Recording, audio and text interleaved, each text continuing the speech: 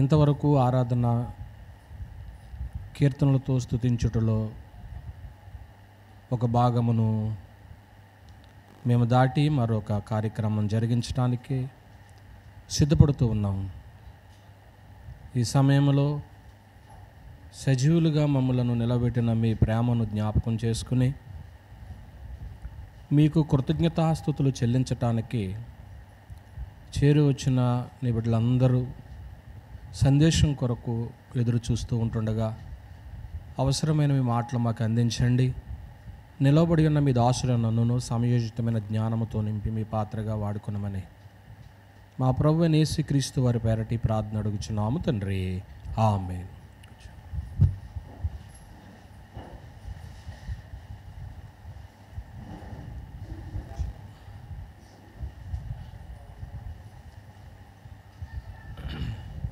దేవునికి స్తోత్రాలండి. ఆరాధికులుగా చేరవచ్చిన మీ అందరికీ ప్రభువైన యేసుక్రీస్తు వారి నామంలో వందనాలు తెలియజేసుకుంటూ, ప్రియమైన దేవుని బిడ్డలారా, దేవుని యొక్క మహాకృపను బట్టి నిజ ఆరాధికులైనటువంటి వారి విషయంలో తండ్రి సంతోషిస్తూ, ఎన్ని ఇబ్బందులు ఉన్నప్పటికీ, ఎన్ని అధిగమించలేని పరిస్థితులు ఎదురైనా ఆరాధించాలనేటువంటి మనసు ఎవరిలో అయితే గూడు కట్టుకుని ఉందో వారిని చూసి దేవుడు సంతోషిస్తూ, కానీ ఇబ్బందులు అనేటువంటి ఎదురవుతున్నాయి కనుక వాటిని అధిగమించడం అనేటువంటిది గ్రంథంలో ఎవరైనా ఉన్నారనేది ఈరోజు మనం ఆలోచన చేస్తాం. మన పాఠం ఏంటంటే ఆరాధనలో గల ఇబ్బందులు, డిఫికల్ట్స్ ఇన్ వర్షిప్. ఆరాధించుటలో కొన్ని ఇబ్బందులు ఉంటాయి, అది మనం ఎలాగో అధిగమించగలం, మన ముందు ఉన్నటువంటి తరాల వారు ఎలాగో వాటిని అధిగమిస్తూ వెళ్ళారు అనేది ఒక 4 సంగతులు ఈరోజు మనము గ్రంథంలో నుంచి ఆలోచన చేద్దాం. ప్రియమైన దేవుని వర్లారా, ఆరాధించటానికి ఏర్పడినటువంటి ఇబ్బందులు ఎవరైతే అధిగమించారో క్రీస్తు ప్రభు వారి యొక్క జన్మ వృత్తాంతంతో కొన్ని సంగతులు బయటపడ్డాయి. ఆయన యొక్క జన్మలో ఆయన్ని ఆరాధించడానికి వచ్చినటువంటి వారు కొందరున్నారు. అందులో మొట్టమొదట ఎవరో తూర్పు దేశపు జ్ఞానులు. ఈ తూర్పు దేశపు జ్ఞానులు క్రీస్తును ఆరాధించడానికి వచ్చారు. ఆ సంగతులు మనం ఎక్కడ చూస్తాము అంటే మత్తయి సువార్త 2వ అధ్యాయము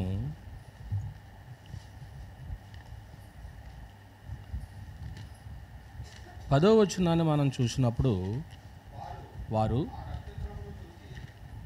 ఆ నక్షత్రమును చూచి అత్యానందభరితులై ఇంటిలోనికి వచ్చి తల్లి అయిన మరియను ఆ శిశువును చూచి సాగిలపడి ఆయనను పూజించారనే మాటను మనం చూసాం. అంటే ఆయన్ను క్రీస్తు ప్రభు వారిని బాలుడుగా ఉన్నప్పుడు, శిశువుగా ఉన్నప్పుడు ఆయనను ఆరాధించారు. ఓకే, ఈ సమయంలో ఈ యొక్క జన్మ వృత్తాంతం అసలు ఎక్కడ జరిగింది అని మనం ఆలోచన చేస్తే, మీకా గ్రంథము 5వ అధ్యాయము, మీకా గ్రంథము 5వ అధ్యాయము 2వ వచనంలో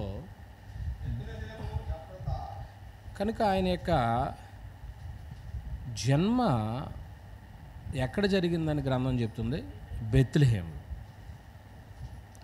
ఇది దాదాపు అక్కడ మెయిన్ పట్టణం ఒకటి ఉంది. ఏంటి ఆ మెయిన్ పట్టణం? యెరూషలేం.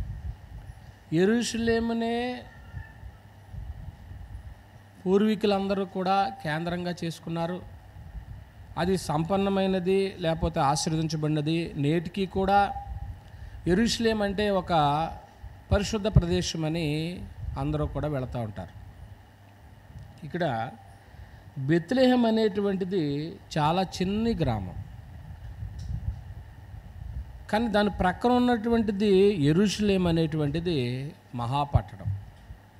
కానీ క్రీస్తు ప్రభు వారిని భూమి మీద పంపించటానికే ఆయన ఎన్నుకున్నటువంటి ప్రాంతం గంభీరమైనది, బ్రహ్మాండమైనదా, లేకపోతే అతి చిన్న గ్రామమా?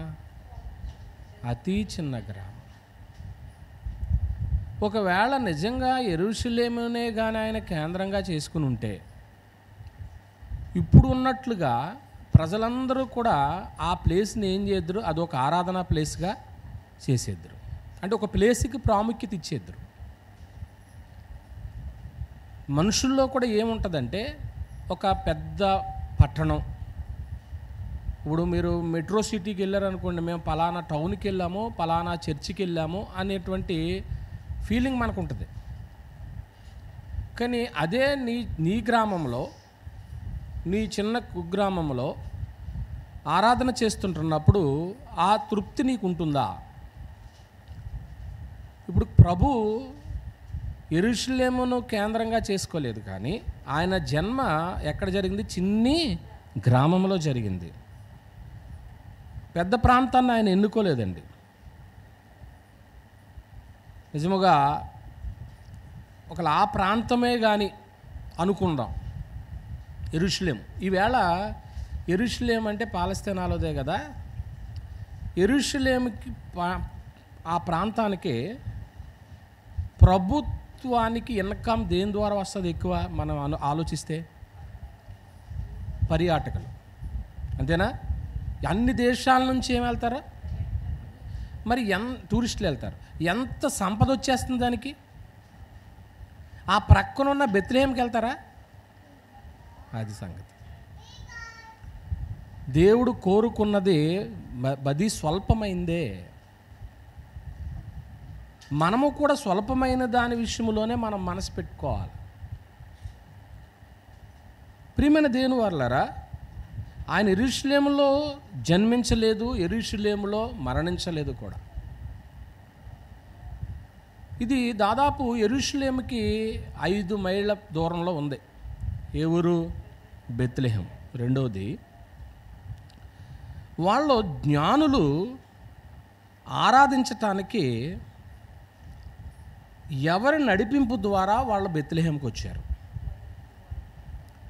ఎవరు నడిపింపు ద్వారా వచ్చారు అంటే, నక్షత్రము యొక్క నడిపింపు ద్వారా వాళ్ళు రావడం జరిగింది.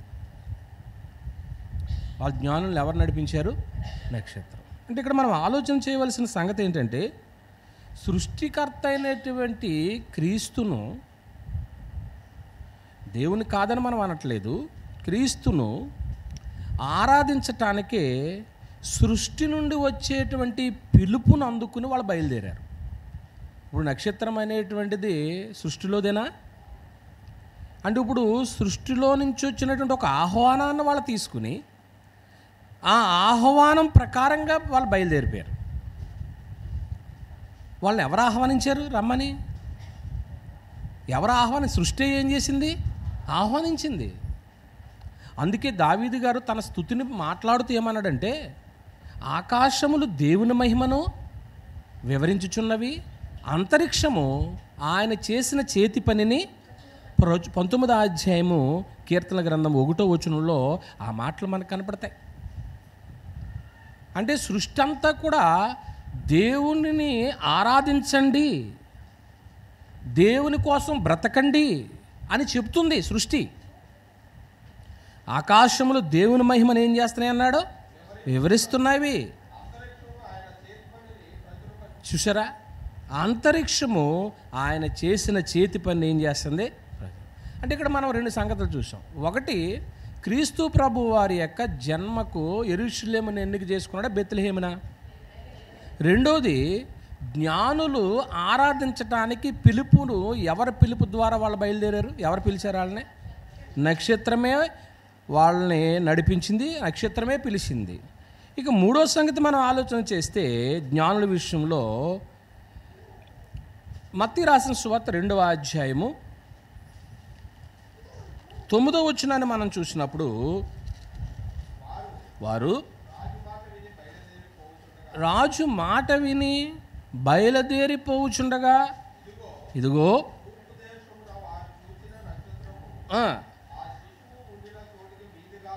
వచ్చి వారికి ముందుగా నడిచిన. ఓకే, 16వ వచనాన్ని కూడా చదువుకుని అప్పుడు చెప్పుకుందాం. ఆ జ్ఞానులు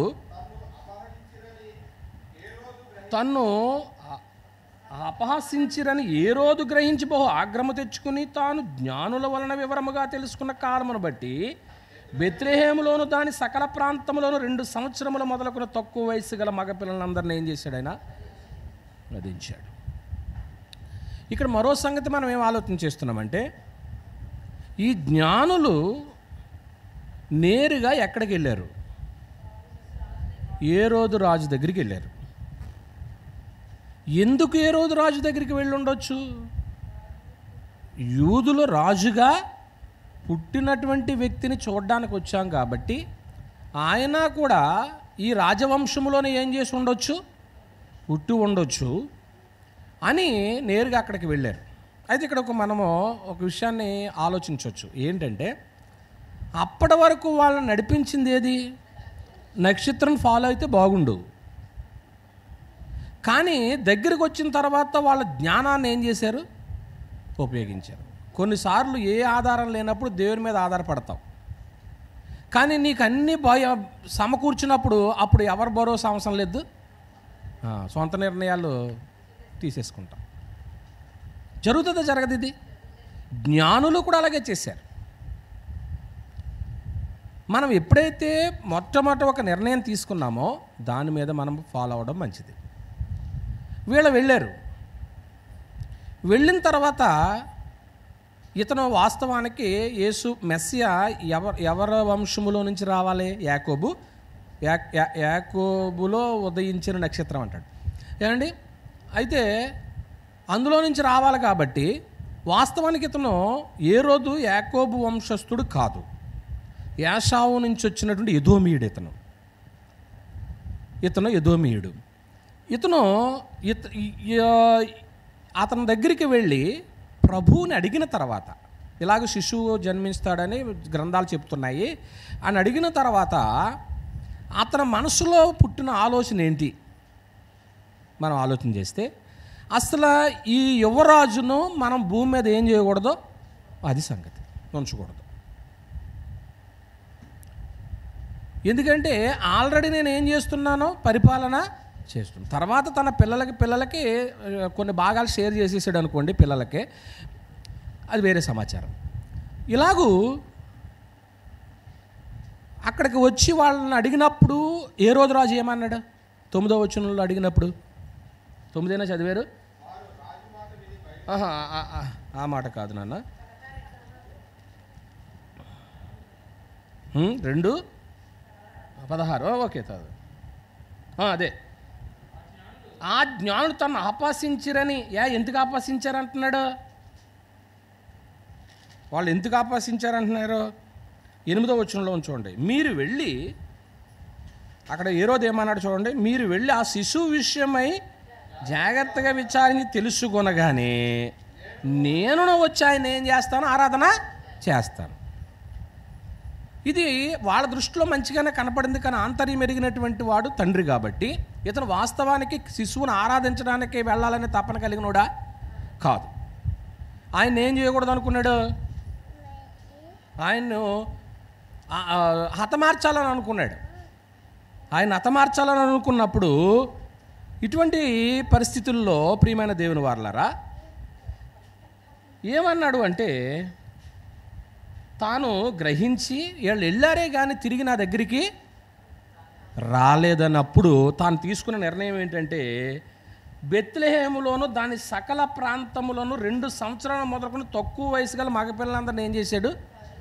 అంటే ఇతను ఎలా గెస్ చేసి ఉంటాడో 2 years అని.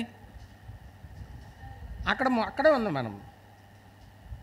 తాము జ్ఞానుల వలన వివరముగా తెలుసుకొనిన కాలమును బట్టి, అదేనా అక్కడ ఉంది.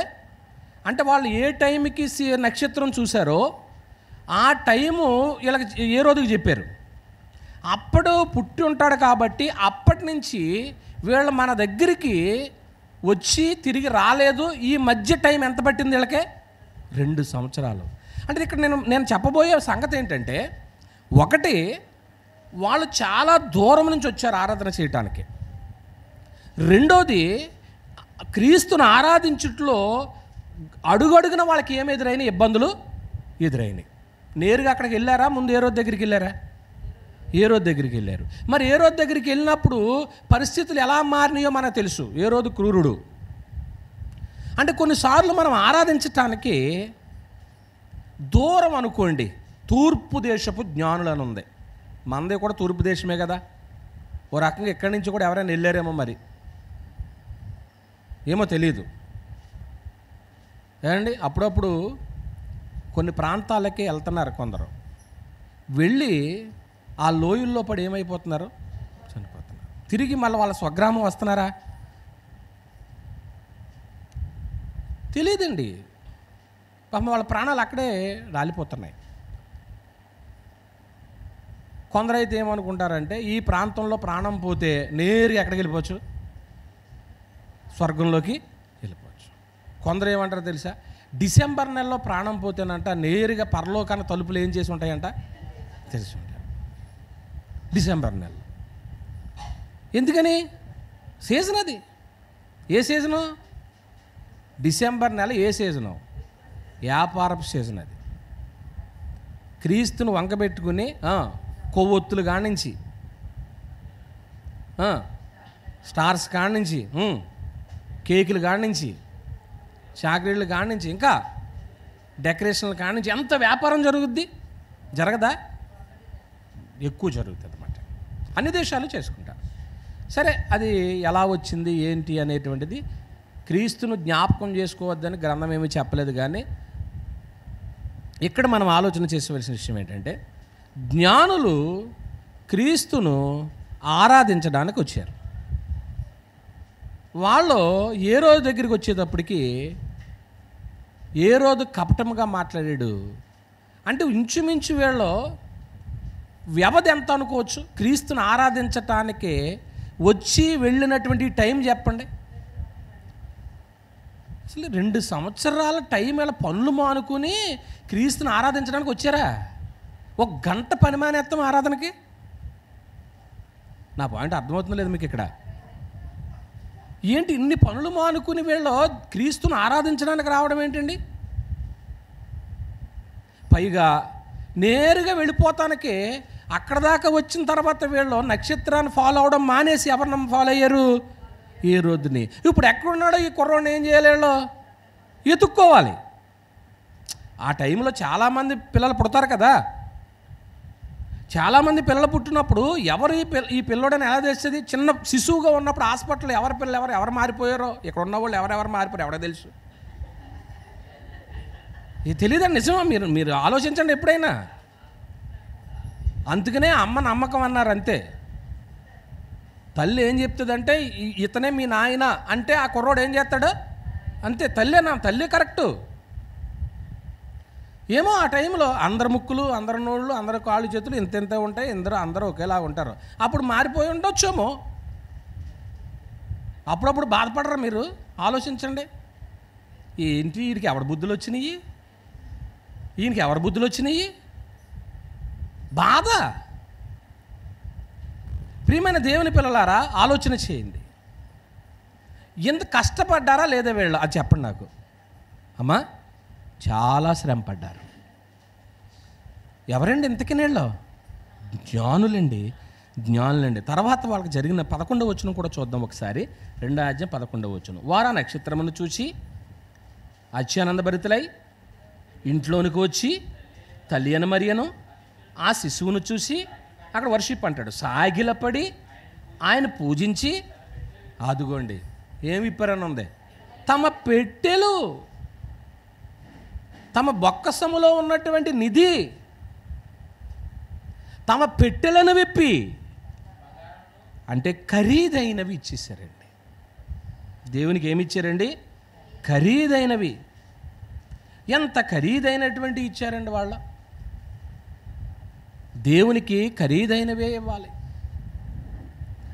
బంగారము సాంబ్రాణి బోళమని చెప్తూ ఉన్నారన్నమాట అండి. అంటే ఇవి ఇచ్చి వాళ్ళ పెట్టెలను విప్పారని ఉంటుంది. అంటే వాళ్ళ యొక్క దాన్ని ఏమనొచ్చు, ఆ రోజుల్లో పెట్టెలు. ఇప్పుడు మన అయితే మనకున్న విధానం ఏంటి, బీరువాలు ఓపెన్ చేసి, అసలు బీరువా ఎప్పుడు ఓపెన్ చేస్తాం మనం, ఎవరో చూడనప్పుడు. ఇంకా ఎప్పుడు ఓపెన్ చేస్తారో ఒకళ్ళు అన్నా చెప్పండి. డబ్బులు కావలసినప్పుడు, ఇది పాయింట్ బాగుంది. బంగారం కావలసినప్పుడు. ఇప్పుడు బంగారాలు కూడా భయంగానే ఉన్నాయి. ఇంకా సరే, ఇంక ఇవన్నీ మీకు తెలుసు కాబట్టి వాళ్ళ పెట్టెలో ఉన్నటువంటి నిధులన్నీ పెట్టెలో పెట్టుకుని నిధులు తెచ్చారు. వాళ్ళ పెట్టెలను విప్పారంటే వాళ్ళ నిధులను ఇవ్వడానికి ఇష్టపడ్డారు, వాళ్ళ సంపదను ఇవ్వడానికి ఇష్టపడ్డారు. చాలామంది అనుకుంటున్నారు, నేను ఈ పాయింట్ని ఎలా చెప్పాలనుకుంటున్నానంటే, గ్రంథంలో ఉన్నట్టు ప్రకారంగా మనము సంపాదించిన సంపాదన అంతా ఎవరిచ్చింది మనకి? దేవుడిచ్చింది. దేవుడిచ్చినటువంటి సంపాదన చివరికి ఎవరికి చెందాలా? బాధ వేస్తుంది కదా. మనం ఎవరికి చెందేలా చేస్తున్నాం? కొన్ని రిఫరెన్స్లు చదువుదామే.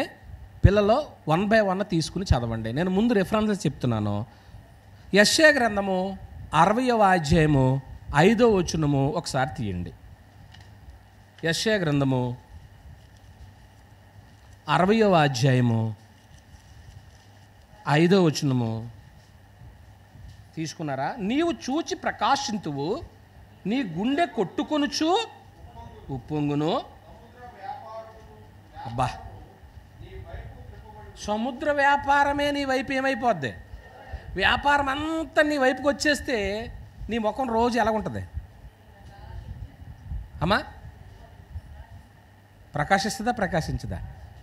వ్యాపారం చేసి వాళ్ళు మన స్థానిక సంఘంలో చిరు వ్యాపారులు ఉన్నారు.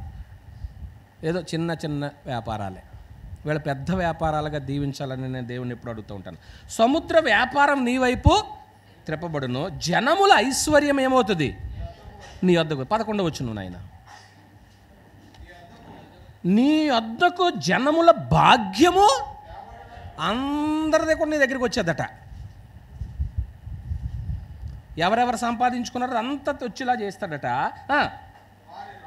వారి రాజులు జయోత్సాహంతో రప్పింపబడినట్లు నీ ద్వారములు రాత్రింబగళ్ళు వేయబడక నిత్యం ఎలాగుంటాయి?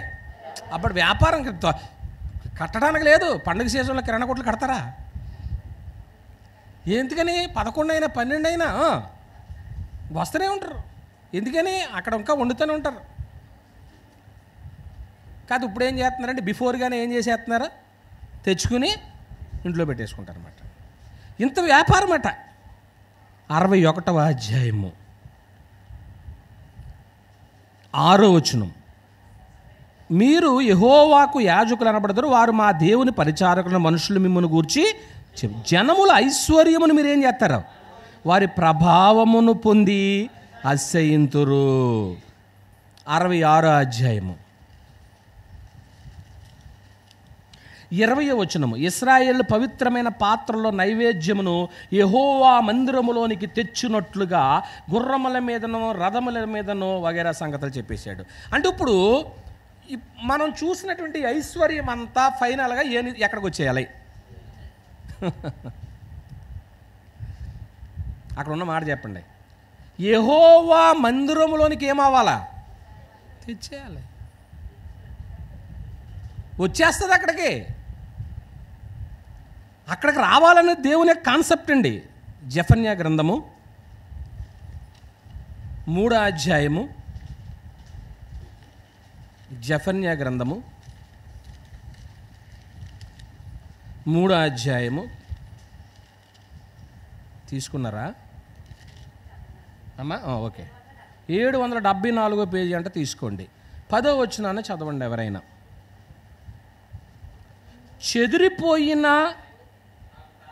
చెదిరిపోయిన వారై నాకు ప్రార్థన చేయున్న జనులు ఎక్కడున్నా, చెదిరిపోయిన కూషు దేశంలో ఉన్న నదుల అవతల నుండి నాకు నైవేద్యముగా తీసుకొని ఎక్కడ ఉన్నా, అప్పుడప్పుడు మాట అంటారు ఏంటండి, కష్టపడిందంటే ఎక్కడికి వెళ్ళినా తిరిగి వచ్చేస్తుందట. నువ్వు దేవునికి ఇవ్వాలని అనుకున్నప్పుడు ఇది నిధి దేవునిది, నేనంటే సంపాదిస్తున్నాను కానీ అది అనుభవించడానికి దేవుడు నాకు ఈ భాగ్యం ఇచ్చాడు చాలు, కానీ మిగిలిన శేషమంతా ఎప్పటికైనా ఎవరికి చెందాలా? నా పిల్లల భాగాలు పిల్లలకి ఇచ్చేసిన తర్వాత ఇంకా మిగిలిపోయింది ఎక్కడికి పోవాలా? కొందరు పెద్ద పెద్ద ధనికులు వాళ్ళు దేనికి ఇచ్చేస్తారు చెప్పండి? వాళ్ళ నిధులన్నీ ట్రస్ట్లకు ఇచ్చేస్తారు. ట్రస్ట్లకు ఇచ్చేస్తారు. ఇక్కడ మనకు కూడా ట్రస్ట్ ఉంది. ఎవరైనా ₹1,00,000 ట్రస్ట్కి వేయండి, జీవితాంతం ఏమైపోతుందో తెలుసా? అది ఎవరు తీసుకుంటాకు ఉండదండి. ఆ ట్రస్ట్ సొమ్ము ఎవరు తీసుకుంటానికే ఉండదు. దాన్ని అలాగూ మీ తరం నా తరం అలా ఉంటూనే ఉంటుంది. ఎన్నైనా అలాగే ఉంటూనే ఉంటాయి. ఆ ట్రస్ట్ ద్వారా ఏం చేస్తారంటే కొన్ని కార్యక్రమాలు చేస్తారు. ట్రస్ట్ ద్వారా కొన్ని మంచి కార్యక్రమాలు, సోషల్ వర్క్స్ జరుగుతాయి. మరి అలా ఎందుకు ఇచ్చేస్తున్నారు ట్రస్ట్లకి? ఇది ఎప్పటికైనా నా బంధువులకి, నా రక్త సంబంధులకి కంటే ఎవరికి చెందాలి? ఇది ఫలానా ట్రస్ట్కి చెందాలి. అది దేవుని దృష్టిలోకి వెళ్ళిపోతుంది. దాన్ని ఇదంతా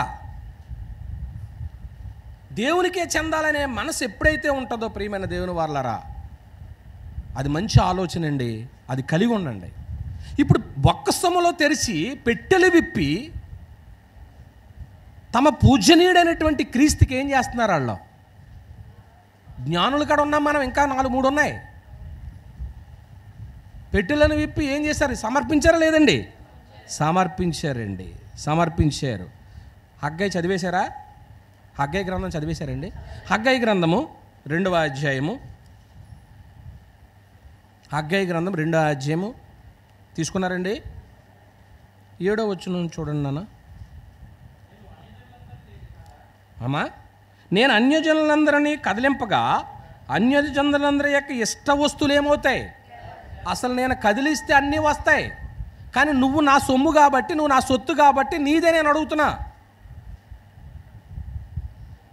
నేను ఈ మందిరమును మహిమతో ఏం చేస్తాను? నేను నింపుదును. ఇదే సైన్యములకు యెహోవా వాక్కు.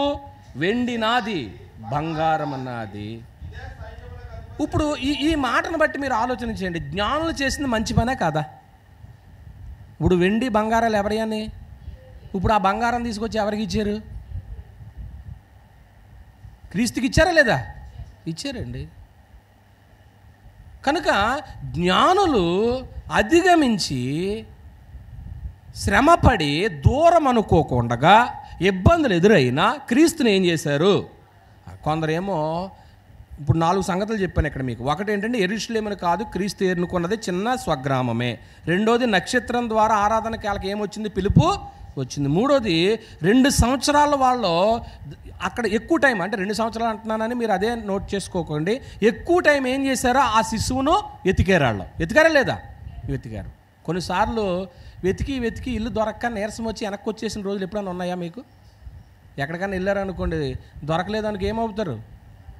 దీనికి వెనక్కి వచ్చేయడమే. మహాపట్నంలో ఇప్పుడంటే ఈ గూగుల్ వచ్చేసి ఆ మ్యాప్ ఎన్నుకుని మేము ఒకసారి ఎక్కడికో వెళ్ళాం. అదే పేరు గుయ్యూరు వెళితే ఆ గూగుల్ మ్యాప్ పెట్టుకుని వెళ్తుంది కారు. ఎంతసేపు నా చుట్టూరే తిరుగుతున్నాం కానీ మీటింగ్ ప్లేస్కి వెళ్తలేదు మేము. చాలా టైం అయిపోయింది. ఇప్పుడంటే ఇవి వచ్చినాయి. మరి ఆ రోజులకి మ్యాప్ ఏది ఉందా?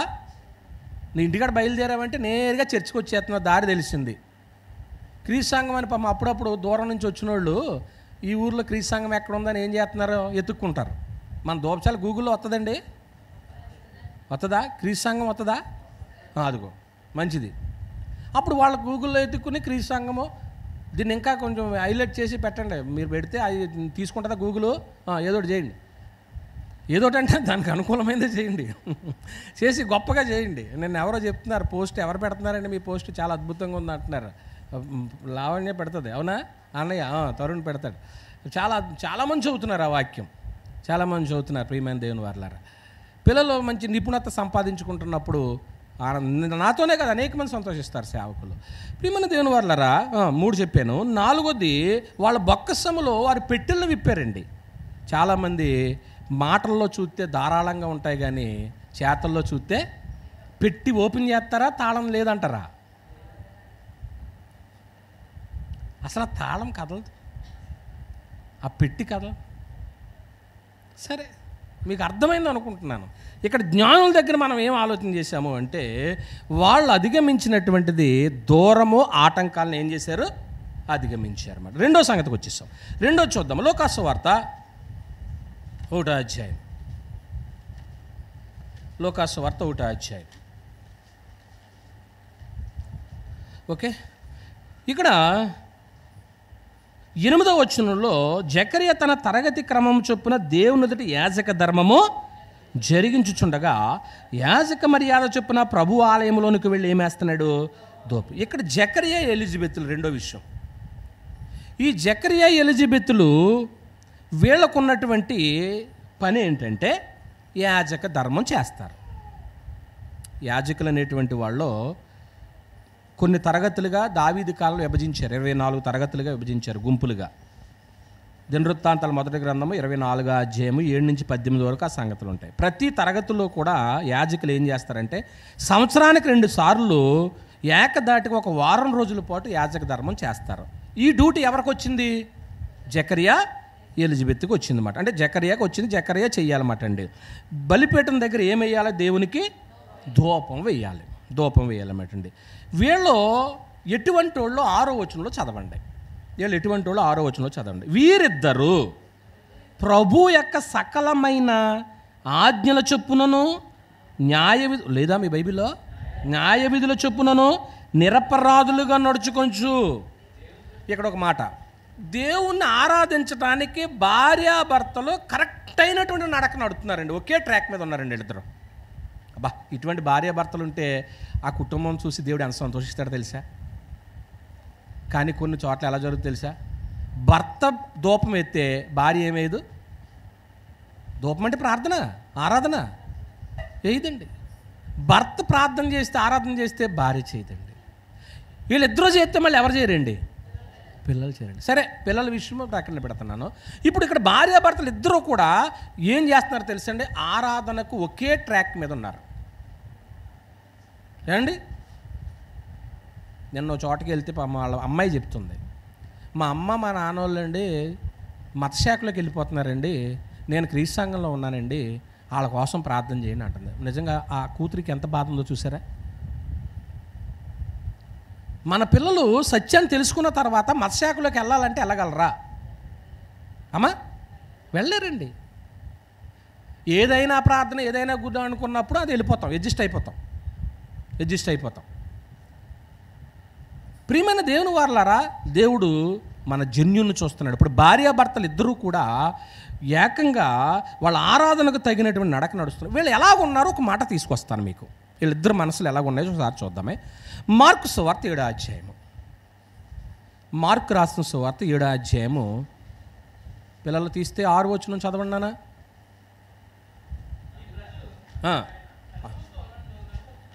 పెదవులతో నన్ను ఘనపరచుదురు కానీ. ఇప్పుడు పెదవులు వెర్సెస్ హృదయం అని రాయండి మీ పుస్తకంలో. పెదవులు వెర్సెస్ హృదయం అని రాయండి. ఇటు చూడండి, అందరూ రాసుకునే వాళ్ళు రాస్తున్నారు, రాయని వాళ్ళు ఇటు చూడండి, నా వైపు చూడండి. ఇప్పుడు హృదయము పెదవులు వేరువేరుగా ఉన్నాయా, ఈ రెండు కలిసిన వీళ్ళిద్దరికి? ఎవరిద్దరో అది సంగతి. కొందరికేమో పెదవులతో మాట్లాడతారు కానీ ఏది కలవదో హృదయం. ఇంకెందుకు ఆ ఆరాధన, ఇంకెందుకండి ఆ ప్రార్థన? పాటలు చూస్తే గంభీరం, పాటకు తగినట్టు బ్రతుకు లేకపోయాయి. వాక్యములోమో మంచి సారాంశం తాగుతున్నావు, అందులో ఉన్నటువంటి ఆ యొక్క విటమిన్స్ అన్నీ తింటున్నావు, కానీ లోపలికి వెళ్ళిన తర్వాత ఏం చేస్తుంది తెలుసా? అదేంటంటారా, చిన్నపిల్లలకి ఏంటి మందేస్తారు లోపల? ఆహారాన్ని అంతటిని ఆడు ఎంత పెట్టినా కానీ బక్సరిగా ఉన్నాడు అనుకోండి, లోపల ఏం తినేస్తుంది ఆ బలం అంతా? నులుపురుగులు తినేస్తున్నాయి. మీకు నులుపురుగు మందేయాలి ఒకసారి. నేను ఎంత వాక్యం పెట్టినా కానీ ఆ వాక్యాన్ని లోపల ఏం చేస్తున్నాడు? తినేస్తుంది, చెదపట్టేస్తున్నట్టుగా, లేకపోతే దుష్టుడు చెత్తుకుపోతున్నట్లుగా ఉంటుంటే, మరి ఇద్దరు యొక్క ఆలోచన హృదయం, ఒకళ్ళదోమో హృదయం కలుస్తుంటే పెదవులు కలుస్తలేదు, ఒకళ్ళ పెదవులు కలుస్తుంటే హృదయం కలుస్తలేదు.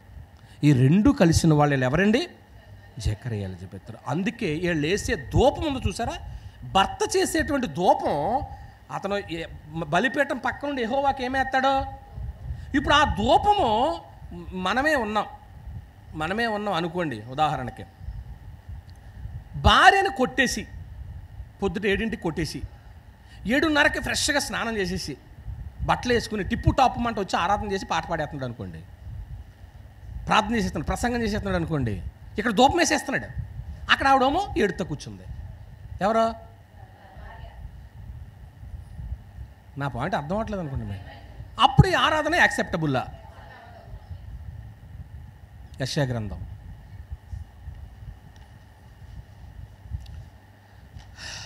1వ అధ్యాయం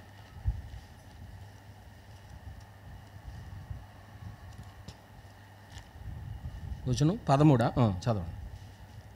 మీ నైవేద్యం ఏమైంది? ఇంకెందుకు నువ్వు తెచ్చింది నైవేద్యం?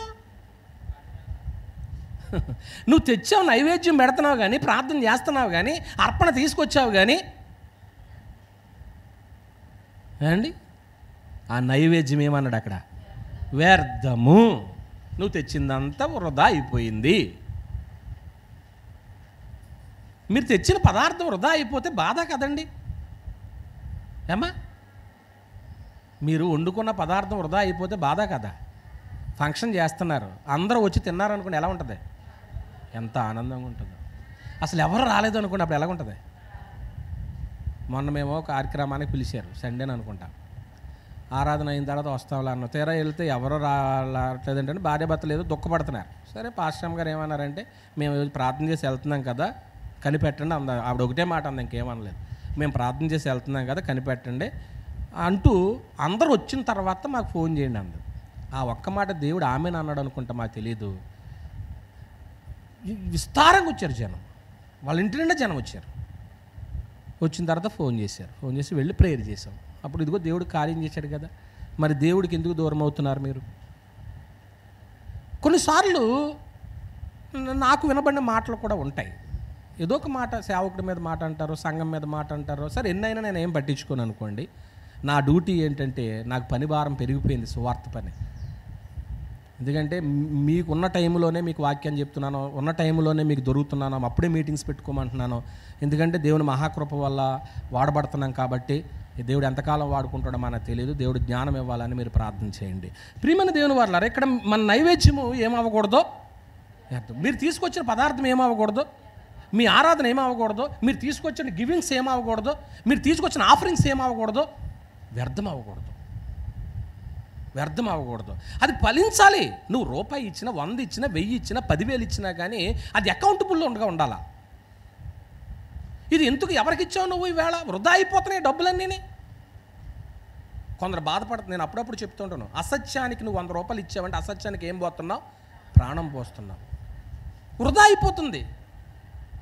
అయిపోతుంది. ఇక్కడ మన నైవేద్యం ఏమవుతుందంటే, మనం వెళదాం. ఎన్నో వచనం నాన్న? 13. మీ నైవేద్యం ఏమవుతుంది? అది నాకు ఏం పుట్టిస్తుంది? అసహ్యము పుట్టించు. ఇప్పుడు జకర్యా చేసే ధూపార్పణము దేవునికి అసహ్యం పుట్టించిందా? అంగీకారంగా ఉందా? అంగీకారం. కానీ ఈవేళ ప్రజలు వేసేటువంటి అర్పణ ధూపము దేవుడు ఏం చేస్తున్నాడు తెలుసా? అసహ్యించుకుంటున్నాడు. వీళ్ళిద్దరు మనసు ఎటువంటిది ఇంకో సంగతి తీసుకొస్తాను. లోకాసువార్త 2 ఒక్కసారి 1వ అధ్యాయంలో ఉన్నారా? 41వ వచనంలో ఎలిజబెత్ మరి యొక్క వందన వచనం వినగానే ఆమె గర్భంలోని శిశువు అంతటా ఎలిజబెత్ దేనితో నింపబడిందని ఉంది. అది ఆమె యొక్క క్యారెక్టర్. ఎలిజబెత్కు ఉన్నటువంటి నేచర్ ఏంటో తెలుసా? 24 గంటలు దేంతో నింపబడినట్లుగా ఉంటుంది? పరిశుద్ధాత్మతో నింపబడుతుంది అన్నమాట అండి. 1వ అధ్యాయం 67వ వచనం ఒక్కసారి చూడన్నానా? మరియు అతని తండ్రి జకర్యా పరిశుద్ధాత్మ. ఇప్పుడు ఈ రెండింటిని కంపేర్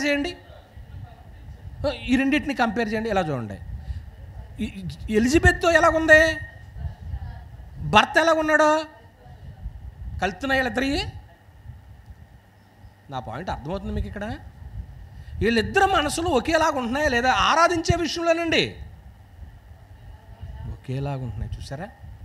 పరిశుద్ధాత్మతో నింపబడిందట. ఆయనైతే పరిశుద్ధాత్మ పూర్ణుడయ్యాడట.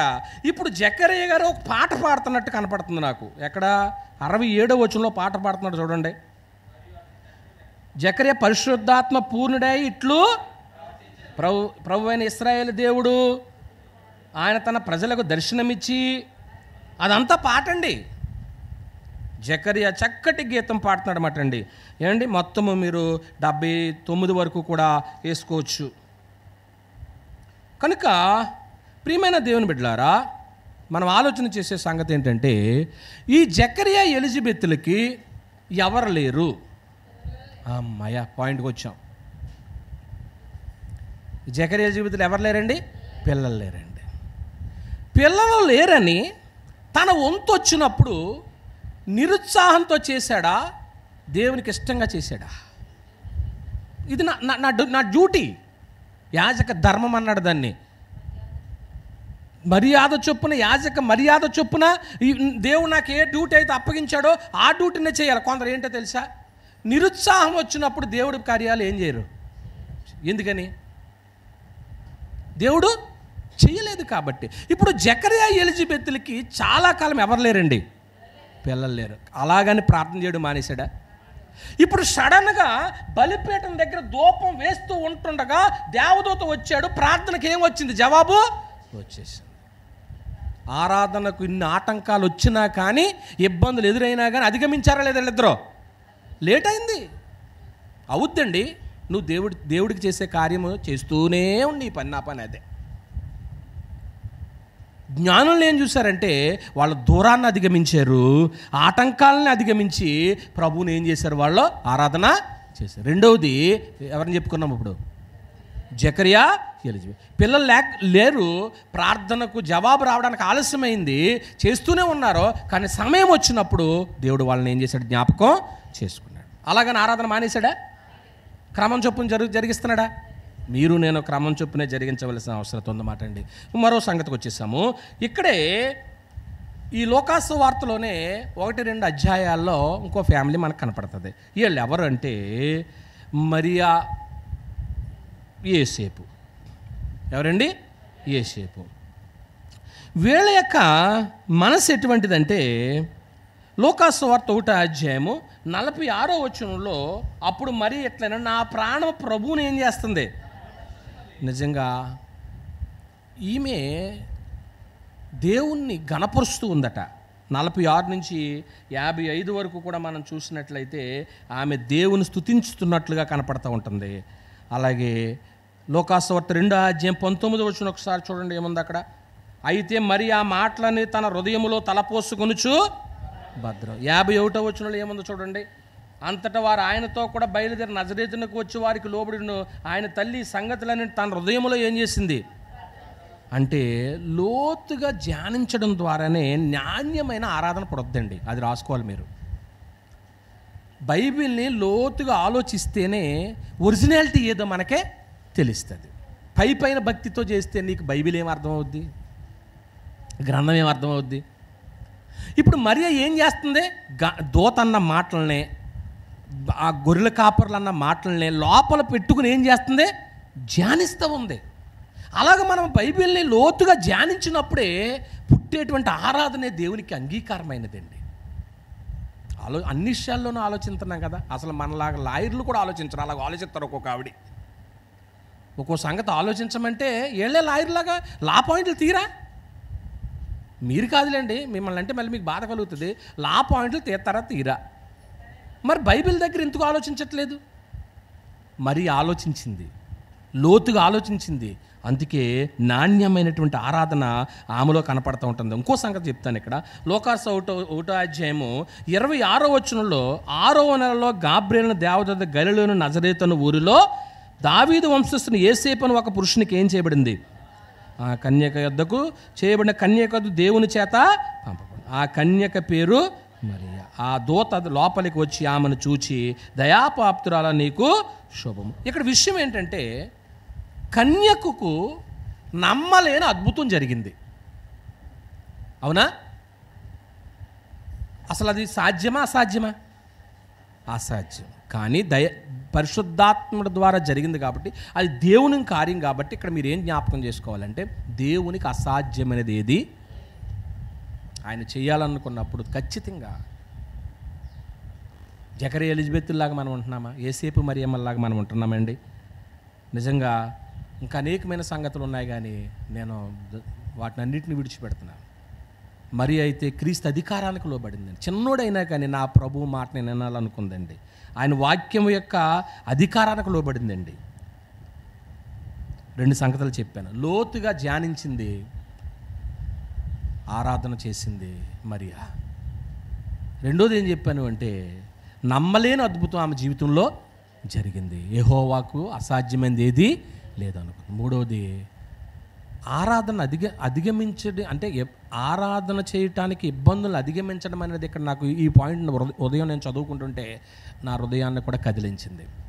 నిజంగా ఇప్పుడు మరియా యేసేపులు వీళ్ళిద్దరూ కూడా వాళ్ళ యూదులు కదా, యూదుల ప్రకారంగా ఆరాధన చేయటానికి ఈ కుర్రోడు శిశువు పుట్టిన తర్వాత మగపిల్లోడు పుడితే కొన్ని రోజులు పురుటాలుగా ఉండి స్నానం చేసిన తర్వాత దేవాలయానికి తీసుకురావాలి.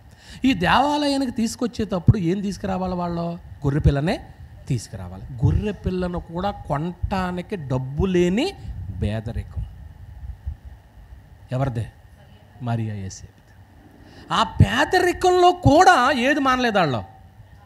ఈవేళ నీ కానుక వేయడానికి డబ్బులు లేకపోతే ఆరాధన మానేస్తున్నావా? ఏమండి? ఒక్కొక్కరు చూడండి, ఇప్పుడు ఎక్కడికైనా ఫంక్షన్కి వెళ్ళాలనుకోండి, ముందుగా ఇంటిమేషన్ ఇస్తారు ఎవరా? ఆ ఫంక్షన్కి ఎప్పుడు సిద్ధపడతావు? గంట ముందా, 2 రోజుల ముందా? మాట్లాడతలేదు ఎవరో. ఎందుకని? ఆ ఫంక్షన్కి ఎందుకు సిద్ధపడుతున్నావు? అందరిలో నేను ఎలా ఉండాలా? ఫంక్షన్కి వెళ్ళేది ఎందుకో చెప్పనా? మళ్ళీ వద్దులే, మళ్ళీ మీరు కోపపడతారు. ఏమో వద్దులే, మళ్ళీ ఆ పాయింట్ నాకు ఎందుకు. కానీ ప్రియమైన దేవుని వల్ల ఆలోచన చేయండి. ఇక్కడ ఏం చెప్పాలనుకుంటున్నానంటే ఆరాధన చేయటానికి పేదరికము అడ్డుగా ఉన్నా కానీ ఆ అడ్డుని ఏం చేశారు? వీళ్ళు అధిగమించి క్రీస్తుని ఏం చేశారు? వాళ్ళు ఆరాధన చేశారండి. చూడండి ఒకసారి లేవీకాండం 12వ అధ్యాయము. లేవీకాండము 12వ అధ్యాయము. లేవీకాండం 12వ అధ్యాయము 12 ఎన్నో వచనం? 8వ వచనం. ఆమె గొర్రె పిల్లను తేజాలని ఎడల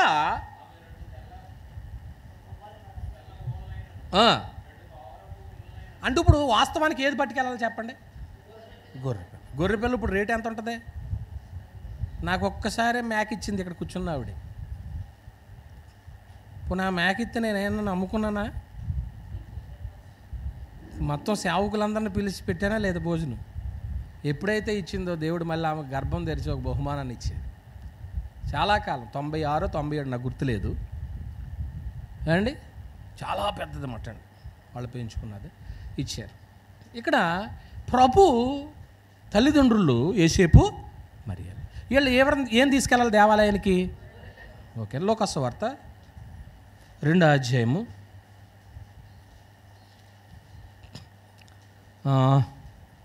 23 అంటే 22, 24 కలిసి ఉన్నాయి. మోషే ధర్మశాస్త్రము చొప్పున వారు తమను శుద్ధి చేసుకున్న దినములు గడిచినప్పుడు ప్రతి తొలిచూలు మగపిల్ల ప్రభువుకి ఏం చేయాలి అని ప్రభు ధర్మశాస్త్రం రాయబడినట్లు ఆయన ప్రభువుకు ప్రతిష్ఠించుటకు ప్రభు ధర్మశాస్త్రం ముందు చెప్పబడినట్లు గొవ్వల జతనైనను 2 పావురపు పిల్లలైనను. అంటే ఇప్పుడు గొర్రె పిల్లలు కొనటానికి వీళ్ళ స్థాయి సరిపోతుందా చాలదా? అది నాకు చెప్పండి. చాలేదని ఆరాధన మానేశారా? నువ్వు పేదరాలు అయితే ఏమైంది, ధనికుడు అయితే ఏమైంది? ఆరాధన ఆరాధనే. నీ స్థాయిని బట్టి దేవుణ్ణి ఆరాధన చేయి. ముగ్గురిని చెప్పాను నేను. మొట్టమొదటి ఎవరినండి? జ్ఞానులు. వాళ్ళ దూరాన్ని అధిగమించారు. ఏమండి? ఆటంకాలు ఎన్ని వచ్చినా కానీ ఏం చేసుకున్నారో అధిగమించి మరి ఏ రోజు మాట జవదాటారు కదా, ఏ రోజుకి కానీ ఇలా కంటపడితే వాళ్ళని ఏం చేస్తాడో అయినా కానీ తెగించారా లేదా? మీరు ఆరాధన మానేసి మీరు ఎక్కడికైనా వెళ్ళారనుకోండి, సువార్తికుడి కంటపడ్డాడు అనుకోండి, అప్పుడు ఎలాగుంటుంది?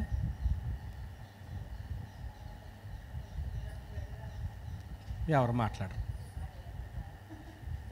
జ్ఞానులు అధిగమించారా లేదా? అధిగమించారు. రెండోది ఎవరని చెప్పాను? జకరియా ఎలిజబెత్తులు. వాళ్ళకి బిడ్డలు లేరు, ప్రార్థన మానేశారా? ప్రార్థన చేస్తున్నారు, జవాబు రావట్లేదు, ప్రార్థన మానేశారు, ఆరాధన మానేశారా? వాళ్ళ క్రమం చొప్పున చేశారు. యోసేపు మరియమ్మలో పేదరికం ఉంది, నమ్మశక్యం కానటువంటి పరిస్థితి జరుగుతుంది. ఏంటిది, జనాలు ఏమనుకుంటారో, నన్ను చూసిన వాళ్ళందరూ, నేను చూస్తేనేమో కన్యకను కదా, ఏమనుకుంటారో అని ఆరాధన చేయడం మానేసిందా? మానలేదు. పేదరికం ఉన్నా, ప్రజలు ఏమనుకుంటున్నా ఆరాధన చేసింది. చివరగా లూకాసు వార్త 2వ అధ్యాయము 36వ వచనం. మరియు ఆషేరు గోత్రికురాలను పనూయేలు కుమార్తె అయిన అన్నాను ఒక ప్రవక్తి ఉండెను. ఆమె కన్యాత్వం మొదలు 7 ఏండ్లు పెనిమిడితో సంసారము చేసి బహుకాలము గడిచినదే. 84 సంవత్సరములు విధవరాలై ఉండి దేవాలయం విడువక ఉపవాస ప్రార్థనతో రేయింబగళ్ళు ఏం చేసింది? ఎవరండి? 4వ పర్సన్ అన్న. లోకాసు వార్త 2:36 నుంచి 38 వరకు. వివాహమైన 7 సంవత్సరాలకి భర్త ఏమయ్యాడు? చనిపోయాడు. ఆమెకు వయస్సు ఎంత అని గ్రంథం చెప్తుంది? 84 సంవత్సరాలు ఒంటరితనంతో ఉంది. ఈ ఒంటరితనంలో చర్చికి వెళ్ళడం అవసరమా? 7 ఏళ్ళకే నా భర్త ఏమయ్యాడు? చనిపోయాడు. ఎందుకు నాకు ఇది అవసరమా? కొందరు చూడండి, దేవుని నమ్ముకున్న తర్వాత ఏదైనా నష్టం వచ్చింది అనుకోండి, ఆరాధన అనుకున్నట్లుగా చేయగలమా? చేయలేమండి, అధిగమించలేము. ప్రియమైన దేవుని వారలారా, ఏమండి, లోక సంబంధమైన సంతోషాలు ఏమీ లేవు ఎవరికండి? అవన్నీ కోల్పోయింది. పిల్లలు ఉన్నారో లేదో బైబిల్ మనకు చెప్పలేదు, దాని గురించి మనకు తెలియదు. అయితే ఇప్పుడు ఆమెకు తోడెవరో? దేవుడే. ఇంకో మాట అడుగుతున్నాను, మీ నోటి నుంచి సమాధానం వస్తుంది అనుకుంటున్నాను. ఆమెకు తోడెవరండి? దేవుడు. ఆమెకు మెయిన్ పని ఏంటి? ఇంక మెయిన్ పని, ఇంకా ఆమె మెయిన్ పని ఏమి ఎన్నుకోండి ఇప్పుడు? ఆరాధన, అంతే. ఆమెకు తోడు దేవుడు. ఇంకా ఆమె జీవితాంతం కూడా ఎక్కడ ఉండాలనుకుందే? దేవుణ్ణి ఆరాధించాలని అనుకుంది. మరి 84 సంవత్సరాలు దేవాలయాన్ని విడిచిపెట్టిందా? అంటే ఇక్కడ దేవాలయాన్ని విడిచిపెట్టడం అంటే మీరు నేను ఏం ఆలోచన చేయాలంటే, ఏనాడు కూడా దేవుణ్ణి ఆరాధించడమో అనేది గుర్తుపెట్టుకోండి. మరి ఈమె జీవితంలో నష్టమే చూసింది. ఏండి, కొన్నిసార్లు ఇక్కడ ఒక మాట చెప్తున్నాను, మీరు ఒకవేళ ఎవరైనా నోట్ చేసుకోండి. జీవితం యొక్క విషాదాల్లో మన ఆరాధనను, ఆత్మను హతమార్చేలాగా చేయకూడదు. కొన్నిసార్లు ఎన్నో విషాదకరమైన సంగతులు మీ జీవితంలో జరుగుతాయి, నా జీవితంలో జరుగుతాయి. కానీ ఆరాధన మానే అంత స్థితికి వెళ్ళకూడదు మనం. దీన్ని ఎలా చెప్తాను అంటే, యెషయా గ్రంథం 61వ అధ్యాయము 3వ వచనం ఒకసారి మనకు ధైర్యాన్ని ఇస్తుందని నేను చెప్తున్నాను. 61వ అధ్యాయము 3వ వచనం ఒకసారి ఎవరైనా తీసినట్లయితే చదివితే బాగుంటుంది. సియోనులో దుఃఖించు వారికి ఏమిస్తానన్నాడు? ఉల్లాస వస్త్రము ధరింపచేయుటకును, బూడిదకు ప్రతిగా పూదండను, దుఃఖమునకు ప్రతిగా. అది సంగతి. నీకు ఇబ్బందులు ఉన్నాయి, వీటన్నిటికీ తోడుగా దేవుడు దాన్ని మార్చి దీవెనకరంగా చేస్తాడో. కానీ ఆరాధన అనేటువంటిది ఎప్పుడు మానటానికి లేదు. ఆరాధనట మనల్ని బలాభివృద్ధి చెందుతట్లు చేస్తుందటండి. అంటే బలవంతులు అవుతాం దేవుణ్ణి ఏం చేస్తే? ఆరాధన చేస్తే. క్రీస్తు ప్రభు యొక్క జన్మ వృత్తాంతంతో ఆరాధనలో ఉన్నటువంటి ఇబ్బందులు అధిగమించిన వాళ్ళు కొందరు బయటపడ్డారు మనకి ఈరోజు. ఏమండి, కీర్తన గ్రంథము 84వ అధ్యాయం 84వ అధ్యాయము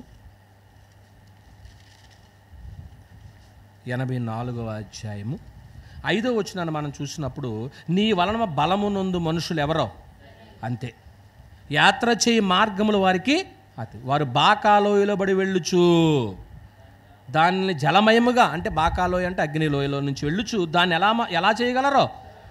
జలమయముగా తొలకరి వాన దాన్ని దీవెనలతో వారు నానాటికి ఏం పొందుతారు? అది. ఇప్పుడు జ్ఞానులు కూడా బలాభివృద్ధి ప్రయాణం చేశారు.